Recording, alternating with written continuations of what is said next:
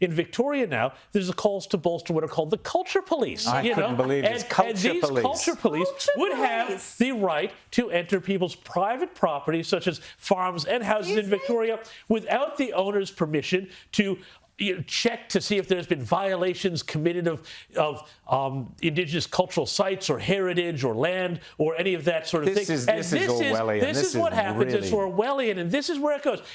The same mentality. People always look at these things sort of in isolation. COVID, The Voice, all these. It's all this thread of statism, and it's this thread of control, and a thread of anti-freedom, and a thread of, I think, really cracking down on ordinary Australians who just want to live their lives and tell them how they are supposed to live. Rita? This is the left's march, and it's always the same people, whether it's global warming, whether it's race issues, BLM marches or Invasion Day, or whether now you're seeing people taking to the street for the Palestinian cause. It is the same people in almost all the cases. The same group of people pushing, like James said, this anti-West agenda, this push to say we're not legitimate, this is an evil country built on racism. I was hoping when I saw... And when you say something like culture police, I get chills. I came from a country where there's a morality police, and they go around checking to see if women are wearing their hijabs properly, and if they're not,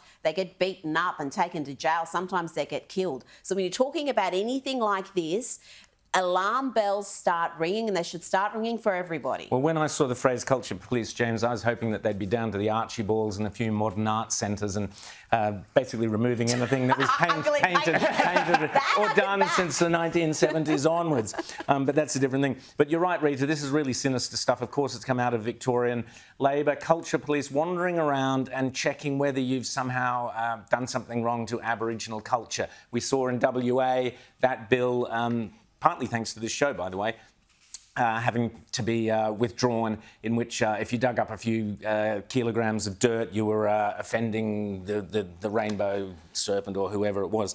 But this sort of stuff, James, and this is really disturbing. Jacinta Price had a great article in The Australian yesterday saying that although, the no case won, you've suddenly got all this stuff going ahead, treaties and everything. It's like they've just completely ignored the result of the referendum, and they intend to push it through, and this is undemocratic. The one that made me laugh the most was this concept. I don't know if it is a joke. If it is a joke, well done to Labor for having a good sense of humour. I'm impressed. They're suggesting Linda Burney as our next Governor-General. Now, that I thought was a great one, a great gag. Well, I was hoping someone was taking the mickey with that one. But this is what you do in Labor. You reward the person who did a really bad job by giving them a really important job. I got to stop you there. This would be, Linda Burney as Governor-General would be the most brilliantly cynical move by Labor. Think about it. They would, A, move Linda Burney, who failed at her job to get the Voice anywhere, near even 50% as the Indigenous Australian minister. Her own seat voted against it.